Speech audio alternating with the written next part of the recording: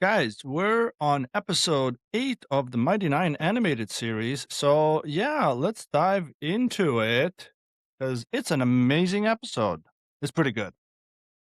Everything is crashing down this episode, this last episode of the season. So, everything is just coming full circle, essentially. Yeah, we're going to just dive right into it. This is a pretty good episode, and there was a lot of action, scheming, planning, a lot of things that surprised me even that someone who's watched the campaign gameplay. So there's a lot that to go over here.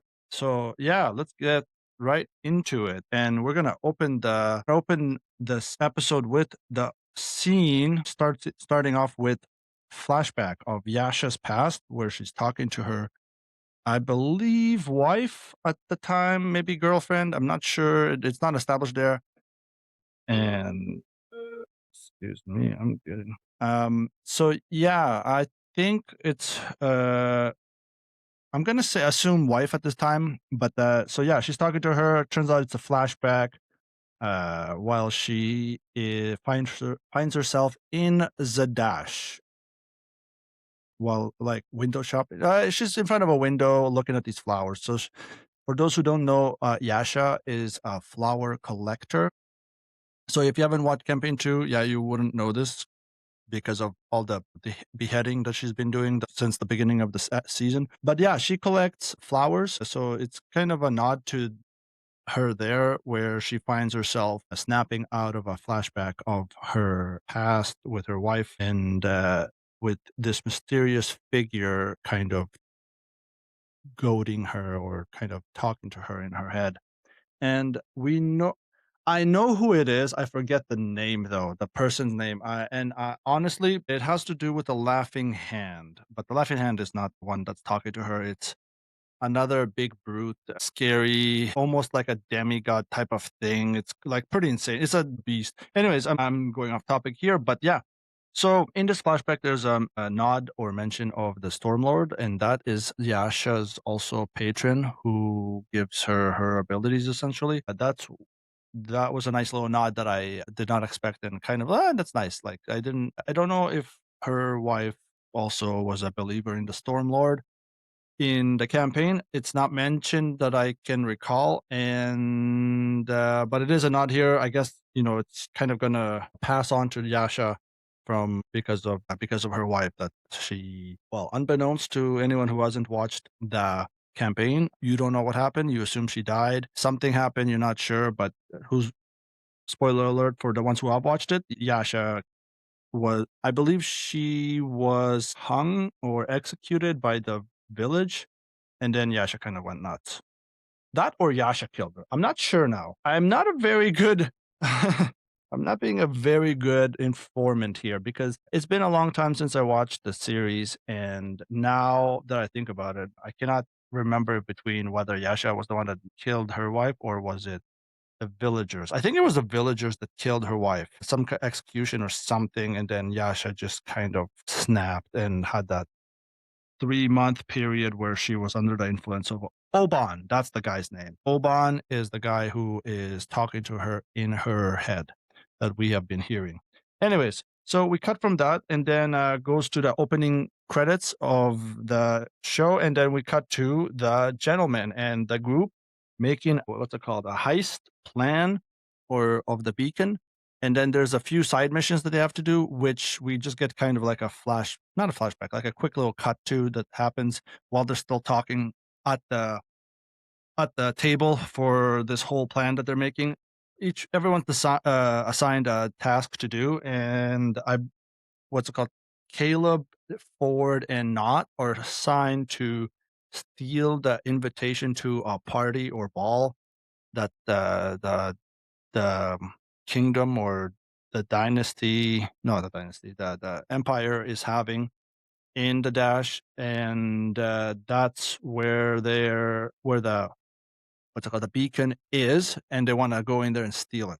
So that's the plan, but they have to get there. They can't get in there without a invitation. So Ford, Not, and Caleb are the ones who go on like stealing the invitation from a guy who wasn't going to go anyways. And for anyone who's watched the campaign, you know this is the house that they broke into for the gentleman for something else. I can't remember what it was, whether it was for the invitation or something else, but I don't think so because as far as I recall, there was no party that the group was going to at this time. Like it wasn't like this wasn't the thing that they were doing at this time. So yeah, the infiltration to this random house of a lord or whatever it was in the campaign was the full group's doing. So it wasn't just the thing that a couple of them that the three went to. In this, yes, there is that what's it called? The flying carpet attack. So I think that was what that was but unfortunately, there wasn't a full fight with it. It was just that it wrapped like a trap. It just wrapped around Not and then tried to suffocate her. And then so Caleb just burnt the carpet.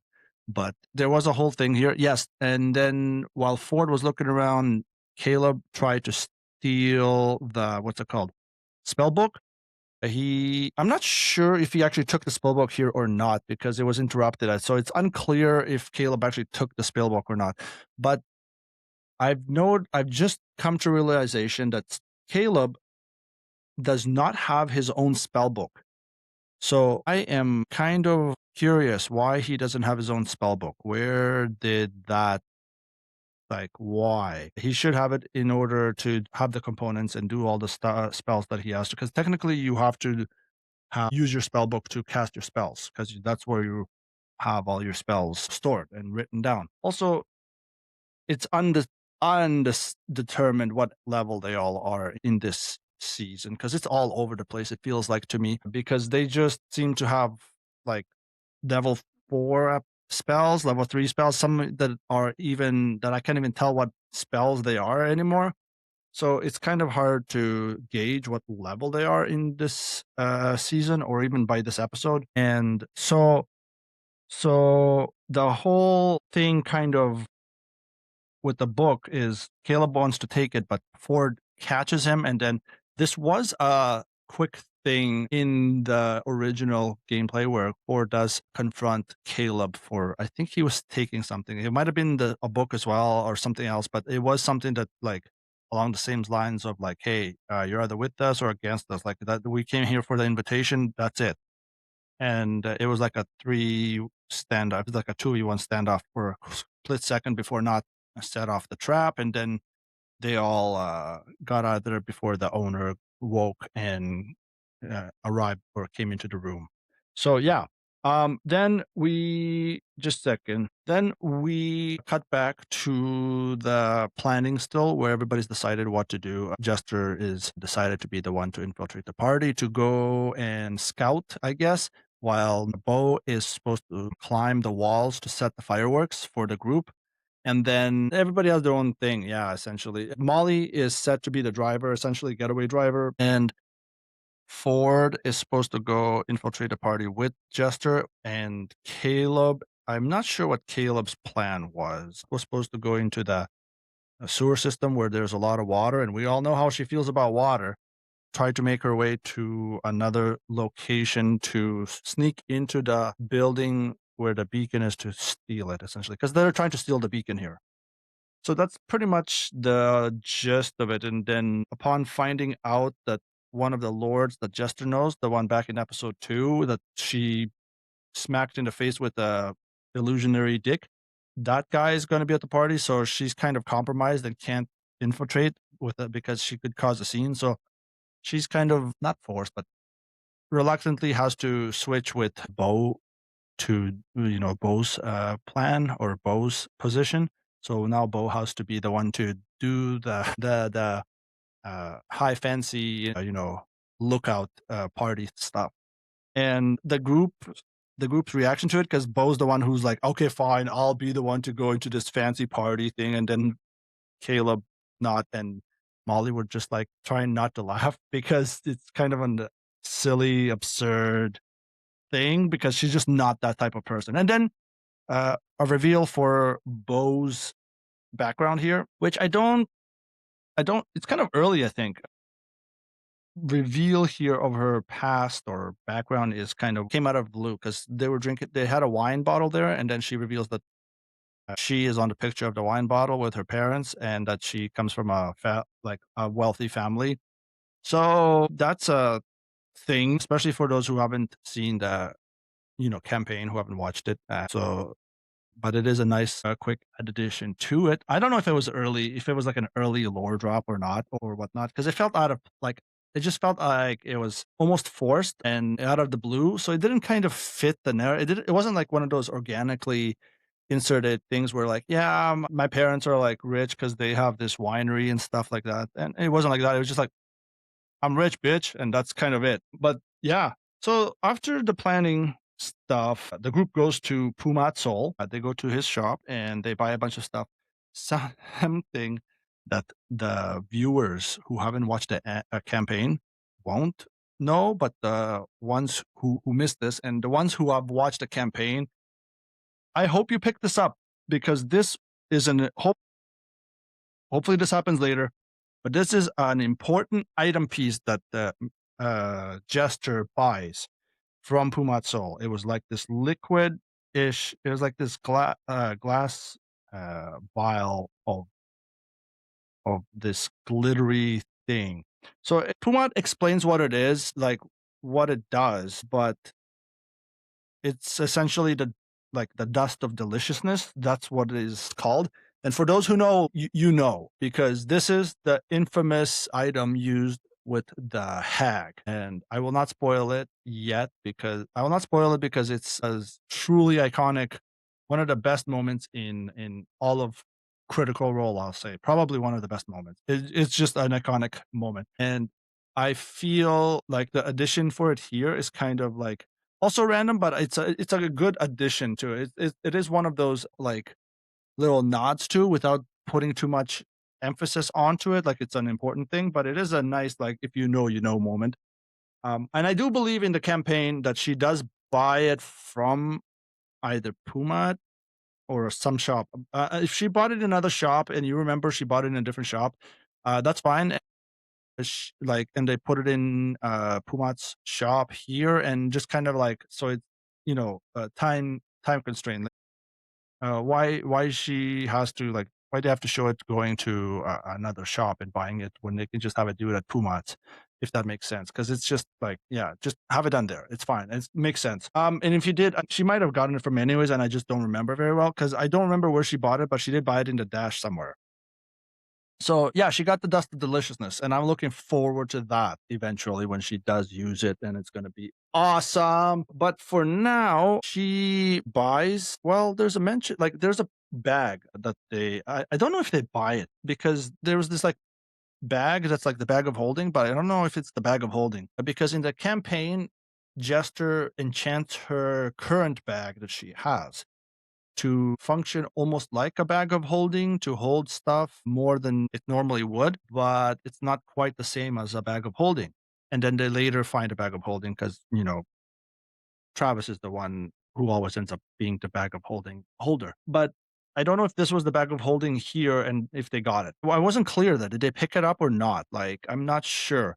And then there's the good old Knott's flask that she wanted enchanted to make endless alcohol from. So that is from the campaign. That's also great. I like that. I do like that minor thing that they included into it. And also she doesn't have to buy any more alcohol and be dependent on gold or whatever because she got the one thing that kind of helps her. So endless alcohol, great. That's not gonna be bad later. No, for sure. And then we cut to everyone going to set up the what's it called the heist or the plan. And this is where Jester finds out she can't do the thing infiltration, so she has to switch with Beau. And then we cut to Beau be Beau dressing in pink. So no, this was not in the campaign. So in this whole party crashing episode is not that I remember. It's not in campaign 2. So there's a issue with a little small issue I have with it because in the later episodes, like maybe halfway through campaign 2, they run into there's another party incident where they crashed, infiltrate or whatever to get something.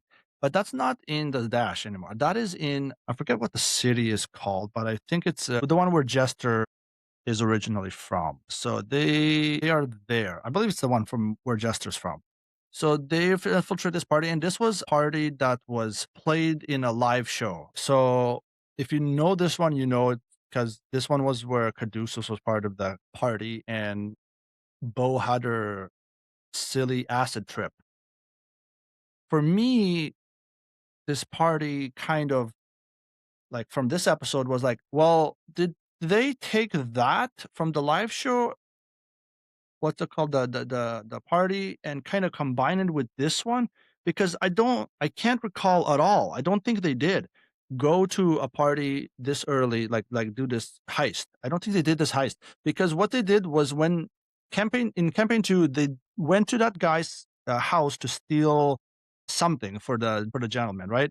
And then they escaped and went into yeah, when they got out of there, that's when an attack on the city started by the Kryn. We don't know it's the Kryn dynasty yet, but it's a mysterious group, and we find out later in the campaign that is the Kryn. And this is where the group kind of hides into the sewers, and then runs into a couple of these Kryn dynasty members that we don't know anything about yet. So this is where they have the fight with, and I think that's also the one of them was carrying the beacon and they took it because they don't know what it is.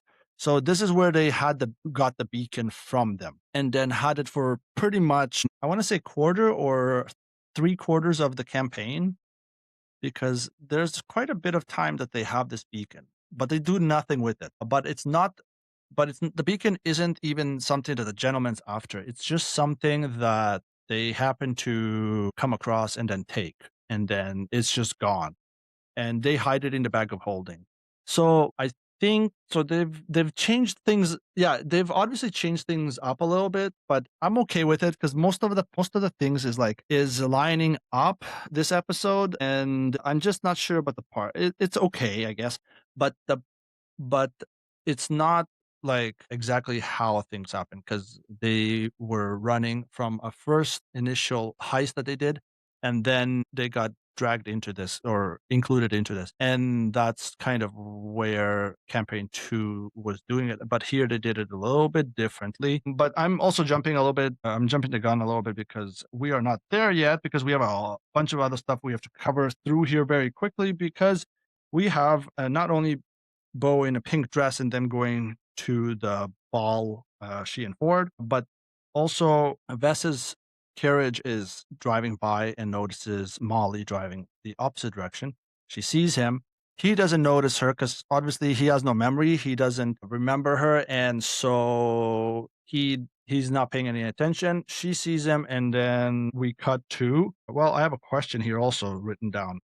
That was the party. Yeah, that was the party question I had. Again, yeah, this is where I put the question for, is this the same party or a mix of the party for the same one as from the live show? Because also in the live show, Jester has a run-in with that lord again, and then she humiliates him again, which is amazing. It didn't happen here.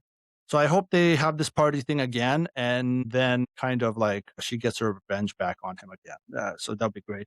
And then Caleb appears at the party. So why did they need the invitation to the party if Caleb could just appear in there without any trouble? How did he get in there? I don't understand that part.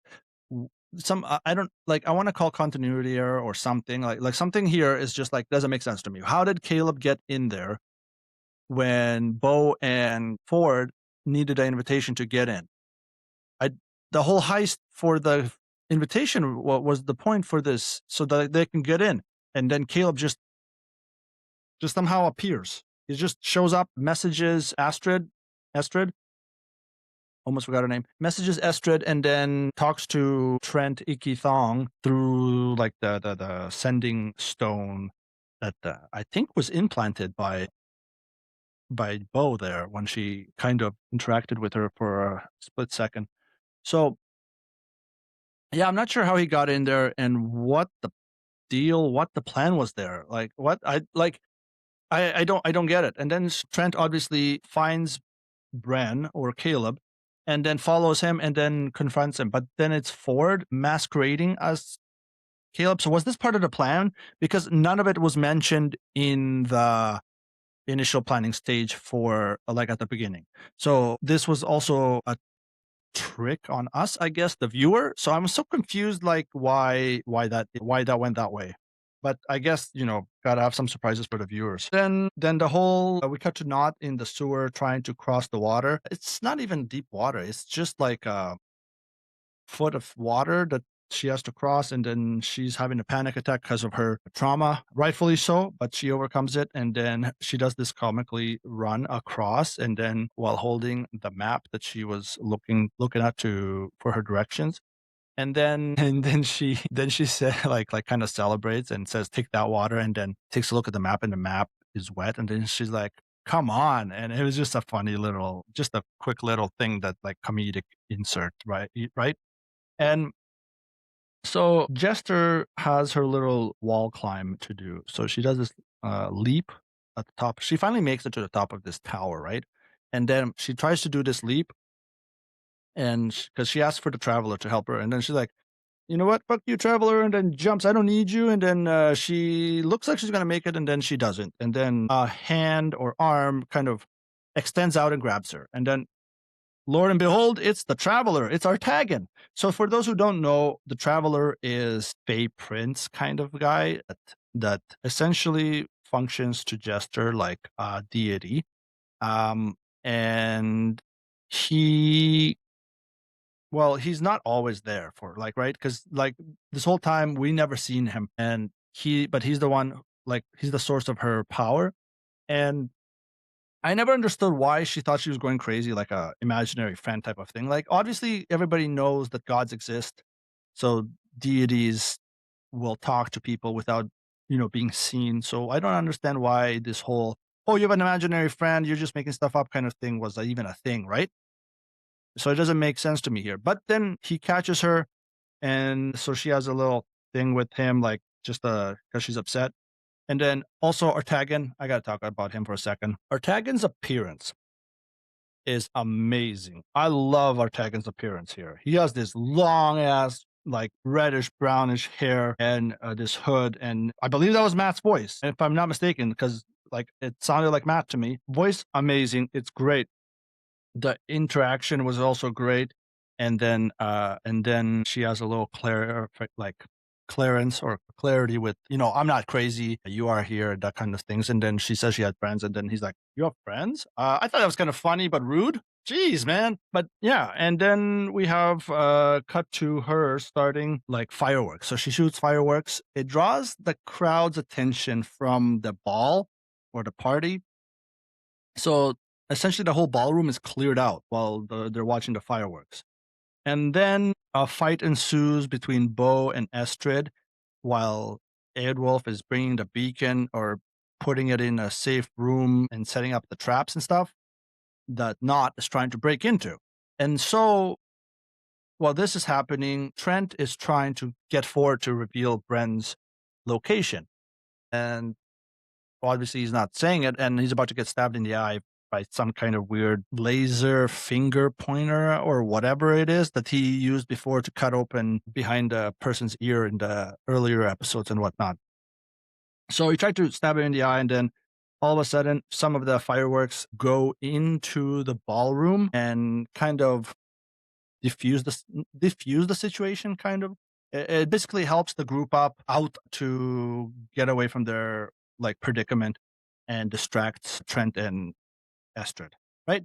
And then something is weird. Like when the fireworks exploded into the ballroom, all of a sudden there was people just running around screaming. Where the fuck did these people come from? They were not here. The whole ballroom was empty and clear of people watching the fireworks outside while they were fighting. And all of a sudden, a fireworks make it into the ballroom, and all of a sudden, there's like dozens and dozens of people just running around screaming. Where? Where do you guys come from? Like, I don't get it.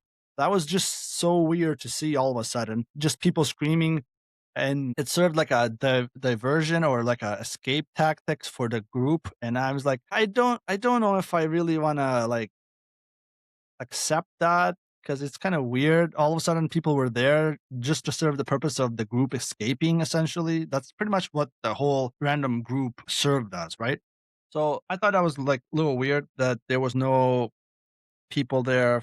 Obviously, so they, the animating would be a little easier and there wouldn't be any casualties. But then all of a sudden, they needed a group of people to distract and help the group get away. So all of a sudden, they were there. Like I don't know. That was am I the only one finding this weird? I'm not sure. Like again, I know I complain a lot about some of these things in the show, but I do love the series. It's great. I love seeing the Mighty Nine, honestly. Like, we might touch up on if you're interested on Vox Machina seasons 1 to 4. I think there are 4 now. Five's coming out soon. But yeah, I can touch up on that if that's something you're interested in. But Mighty Nine, I'm still more of a fan of that group. But anyways, yeah, and then we have the ballroom explosion, and then we cut to Molly.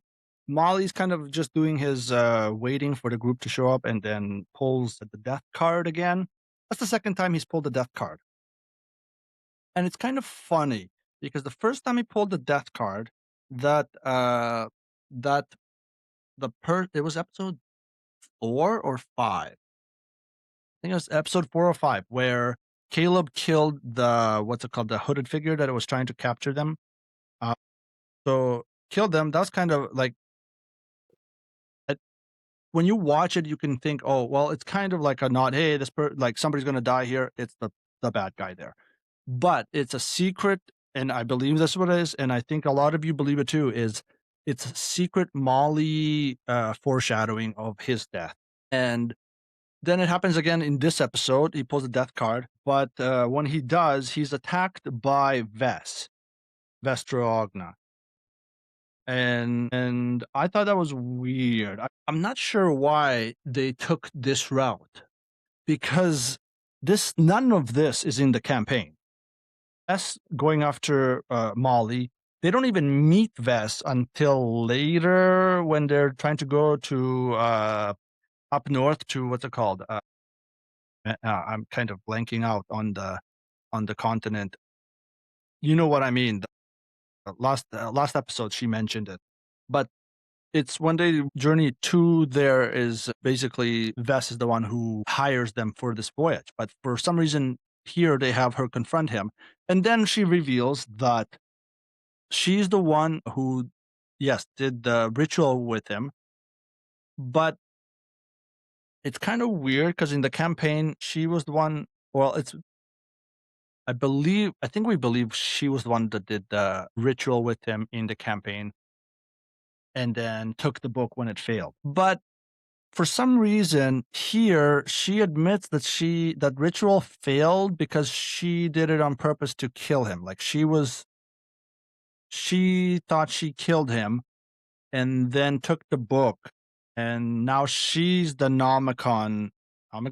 What's the word again? The nine-eyed Nomicon representative or whatever, revealing like a few eyes for herself on her body. And so she tries to kill him, and then Molly's eyes, the Nomicon activates in defense, and then we presume kills her. He does do that in campaign 2, but it was a completely different scenario and reasoning, and whole thing was just different because he did it when they were traveling or on the way to travel up to the north, and so he did it to get the book back. And I think it was also revenge, kind of, because I think she was the one.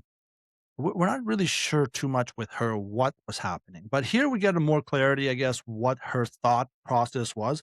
I guess she wanted to beat the Nine Eyes thing, but I guess they chose Molly or Lucian as their real one, and like so his inner self-defense activated, and then we presume she died because there was just this big ass explosion. She disappeared. I don't think we see her body. I don't even know if we see her body. Like, I couldn't tell anywhere unless I'm blind and I just couldn't pick it up. We do not see her body. She dies, I presume. And then we cut back to the Caleb and Not being confronted by Trent. And then then the Kryn dynasty attacks. So this is the party that Essek was a part of or tasked to go retrieve the beacon. First of all, how did they know where the beacon was? Yes, Essek is in charge of this group assault, but he doesn't know exactly where the beacon is held anymore. So it's unclear how they figure this out. Yes, they burst in, barge in, or whatever, and then take the beacon, and they're trying to escape. Now, this is where the episode gets really good, in my opinion. Oh my God. This was a crazy fight sequence. Look, I absolutely hate Trent. You guys know that. I hate Trent Ikathong, and I wish he would I don't know why I almost DIE. Anyways, apparently I can't spell today, but my hatred for him has not subsided at all. But in this fight sequence, he was pretty fucking badass. Yes, I was rooting for the Kryn dynasty, and from now on, I always will, because fuck Essek and fuck Trent, but also fuck Essek. Essek being on a team, I still rooted for the Kryn dynasty because I hate Trent that much and I hate the king even more. So when they attacked, the whole fight sequence, the choreography, the spell casting, the whole fighting in flight, it was just so good. And this fight here in the animated series was pretty much the same fight in the campaign, but the group was not involved with it. They saw figures in the distance fighting with some high power mages. That's all they knew. But here, they were involved. Caleb was involved. We saw the fighting more close up. Yes, the person who stole the beacon was Essek, if you were paying attention or if you noticed. It was also very, very obvious. It was, yeah, Essek steals the beacon, tries to fly away. Some great Dunamancy fighting, some great fighting by freaking Trent. Strangely enough, Trent does something to Eadwolf to transform him into a giant crow or bird or a rock or something. And did he do it against his will? Is that what I got from there, that he transformed him against his will and then Estrid went and flying with him. But then Eadwolf just kind of went along with it as a bird, or was he doing it against his will? I'm not sure what the sequence there was, you know. So I'm not sure what happened there, but they basically were fighting the Kryn, infiltrators and pretty much killed most of them.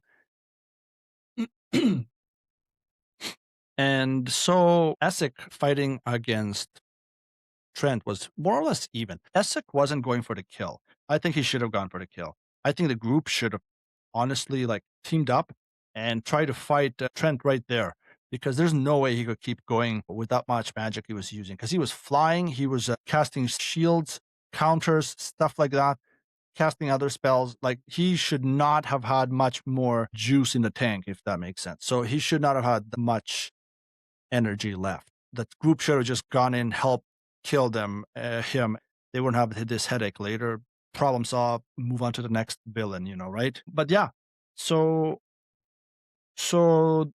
then Essek fighting, he gets kind of trapped and gets somehow coincidentally or ironically or whatever you want to call it, Essek just gets pretty much thrown back into the room where Caleb was, or where the beacon was that he stole, and then gets pinned down by this earth grapple thing, and then gets unmasked by Trent, and then there's this whole big surprise reveal, and I'm like, I'm not surprised. I don't know what you what you were expecting. This is kind of I was not surprised at all. I knew that was Essek. So now Essek, I don't know what's going to happen with him in the next season, right? Because it's not like he can go back because he's captured, but also he cannot do anything here. He's I don't know what's going to happen with him here. It's not going to make me feel better about him or worse about him or whatever. I just think he's still a piece of shit. What he did last episode, I'm sorry. I'm not an Essek liker anymore. I do not like him anymore. Okay. That was the last straw for me. He's done some shit for this season. Yes, I get it. You're trying to save your mom, but when you kind of cross the line there, and I'm like, you know what? I'm done. I'm sorry to any Essek lovers out there. I just cannot handle him anymore. That's not the kind of person I would trust again, especially if the group found out what he did too. And that is something I doubt they'll ever even freaking know. But yeah. So yeah, I thought the Trent versus the Kryn Dynasty soldiers was pretty cool fight sequence. The fight and all the spell casting is great. The dunamancy and gravity magic, fantastic. As much as I hate Asik, I was still rooting for him to kill Trent, despite hating both of them. And then we get a thing with Yasha shows up. Yeah, Yasha shows up to the where the all the action is taking place. I guess they had to add her here. It was just like a few seconds of her because she just shows up and then it cuts away from her. I'm like, wait, what? What was the point of that? Why show her for 2 seconds and then cut back to other scenes? Anyways, the rest of the group catches up together. Not and Caleb are like, okay, because Not noticed that Caleb might have joined Trent there. It looked like for a second, but I don't think so. I think Caleb might have was probably hard to say because I don't know if Caleb was trying to get Trent into a false sense of security and then backstab him or something else. But Not's perspective, it seemed like he was like you know what, I'll join you type of thing or whatever. So to her, it was a betrayal. So she cannot confront her on that. Jester comes in and then she says, "Did you get the thing?"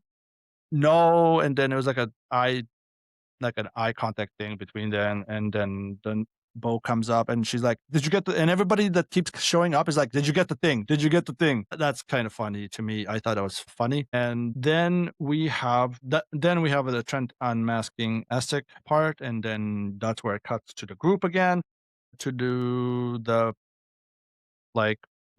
escaping to the sewers. And I have an issue here. In the campaign gameplay, they encountered a mysterious figure that they fought who used the same abilities you see in the episode, where they have like this sphere of darkness, multiple copies of themselves type of thing.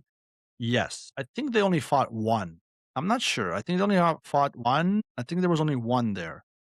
But here there were two. Now, obviously, there's a reason why they had two here. One for the group to fight and kill. Second one, introduce Yasha. We'll get to that. So the Kryn soldiers say, "Hey, we have nothing with you. Just let us pass by." And I don't understand why the group had to fight them here. I don't understand why the group had to go for the beacon. They could have just been like, "Hey, gentlemen, we couldn't get the beacon. It looks like the Kryn dynasty attacked and stole it. Oops." But for some reason, and also like they got their beacon back. Just let them leave. Let them get away so this war or whatever can just end. So there's no tension between the kingdoms anymore. Why engage in a pointless fight here? But for some reason the group does. That's the issue I have with this. They shouldn't have attacked. They shouldn't have fought. If you're going to change the animated series from this gameplay in some ways, change it for the better in some ways too. Like for just you shouldn't have had this encounter. Maybe should have had somebody else come in and fight the Kryn dynasty and then take the beacon, and now the group has to fight that person. Anything else? Like what? There was literally no reason for them to engage with these soldiers. The two guys were like, "Hey, we don't want to fight you. We just want to get out of here." And they saw the beacon in their hands. Caleb's like, "Nope, we got to fight them. We have to kill them." That's what. Like, dude, what do you mean? Just just say, "Yeah, go by," and then let him pass. Nobody knows. Nobody knows what happened. All they know is that the Kryn dynasty took their beacon back. They wouldn't have known at all that, hey, you didn't bother to stop them. Why would you anyways? Because that's not yours. It's not your place to get involved, really. You were trying to steal it from Trent, who shouldn't have had it in the first place. So now the rightful people have their item back. Why fight and take it back? I don't understand. But again, that's it happened differently in the campaign. So they gotta do this and fight and get it this way and whatnot. They killed the dude, pretty much. I think they killed the dude. He doesn't seem to be fighting back again. And then during this fight, Ukatoa is constantly pressuring and uh, talking to Ford's mind to consume the glowing eye. And then eventually Ford just gives in and then absorbs the eye. And this happened when the guy activated the darkness sphere, like the sphere of darkness or whatever you want to call it, whatever the ability is where you can't see anything inside. So then Ford absorbs the eye, then he can then see he has like what, true vision, not true vision, devil sight. Is that it? I think it's devil sight or something like that, where he can see through magical darkness. Then he pretty much single-handedly kills this dude and absorbs his life essence. I did not know he could. I don't know what that ability is. It might be a made-up ability for the animated series. I'm not sure. If you know, let me know what spell or ability that is, but I have no idea right now. And so he does that. He takes the guy out by himself, which is crazy. Oh my god. And then there's the one guy left, and then they're like anybody, we still have enough juice left in our tanks, and then they're all trying to get like start this, we're gonna start another fight type of thing. It feels kind of weird because it's not just like, oh yeah, there's still one more guy, let's go fight it. No, it's like this preparation type of thing. It's like, why are you guys feel like you're preparing for something? Like just just attack. You're already into it. You're already down this stupid path that you should have left them going in the first place, but no, but oh well. So then all of a sudden the guy behind them, his head gets cut off and looks like, oh, there's Yasha. She's there, standing right in front of him, sees the beacon on the ground, and then picks it up. Now I forget why she's after the beacon. Oban obviously is the one that instructed her to get it. I'm not sure for personal reasons to Oban that he wants it or to get it back to the dynasty for some kind of favor, maybe. I'm not sure. She picks it up. There's some kind of energy, electrical energy thing that goes up her arm and then kind of shocks that, what's it called? The tattoo little thing on the back of her neck out of commission. So basically, she is free from the mind control of Oban. And then she kind of wakes up and realize doesn't know where she is, and then she's kind of like this almost childlike in like scared, asking for help, like, where am I, like, help me please type of thing. And then that's where this episode ends and where the season one ends. So campaign two is gonna pick up from there. Yeah. And that's episode 8 and the whole first season. There's a lot of ups and downs here. I overall did like the the series. I do. I really do. There's a lot of changes. I don't like all the changes. I don't like. I mean, we can have another episode of things we don't like and like for the series, but for now, I'll just stick to the episode at hand. But overall, this episode was pretty good. I like that fight sequence with Trent and Essek, and I thought the whole animation thing of it was really good. Yeah. Overall, good episode. A lot of different things happened this that didn't happen in campaign one.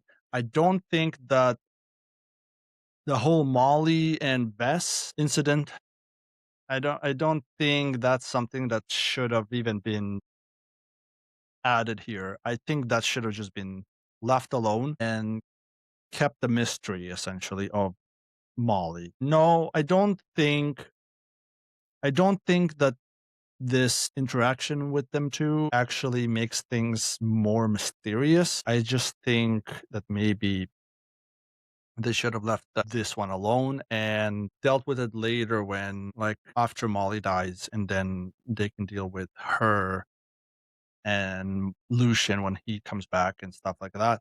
So I don't really like this kind of interact. It was a cool interaction between the two. I want to call eye users because obviously Lucian's more powerful here. Weird that he's more powerful, even though she's technically like an archmage of her own power. So I guess if Lucian activates here, he could kill Trent. I don't know, and I think they Yeah, again, the whole power level scaling throughout the season was just all over the place. It just kind of I can't grasp a good read on where everybody else level wise, power wise, that kind of stuff, right? But again, you can't really do that for an animated series, anyways. So it's just kind of like, hey, what does the story need at the moment? And let's do that, right? I hope campaign 2 they or season 2 they stick more closely to the campaign gameplay and not deviate so much from it because that's what made campaign 2 so great was the story, the characters, the way they were like yes. And it's just yeah, you kind of lose some of the magic when you try to deviate too far from the original source, right? So, like I said, you shouldn't have had that Bess and Molly interaction. I was like, as cool as it was really intriguing. It was nice. The whole uh, interaction between them two, and then her realizing, oh, she kind of went bit off more than she could chew and got killed there. I think I believe she's dead. Like I don't think she survived that. And so, because if she did die there, how are they gonna how they're gonna deal with like going to the north because she was the one who sponsored them or paid them as like guards to take her up to the north. See how it ruins things from like future down the line type of things like it now they have to make up another like something else to do this unless I'm completely mixing up two characters or something, but I'm pretty sure this is the same person that Lucian killed and got the book back in her room while the Mighty Nine were like the next room over or in the tavern or something. Like it's crazy. So yeah, that's this episode. And because we're done with the Mighty Nine animated series right now, I'm going to start covering the campaign 4 gameplay. I will not do episode by episode for now. I will just do in like segments. Like I'll do episode 1 to 4, just a quick cover. It'll still be like a half hour, 45-minute episode podcast episode. Just going a quick over, like quick little summary of everything that happened. Same thing with episode 5 to 10. And then once I'm caught up, then I'll do episode by episode, obviously. And then I'll occasionally do the like Stranger Things I want to do. I want to cover Stranger Things season 5. I'm just going to do one episode of that because it's just going to be a rant and complaint episode for that because there's a lot of things I liked and didn't like about that season. And I just want to kind of vent it out here.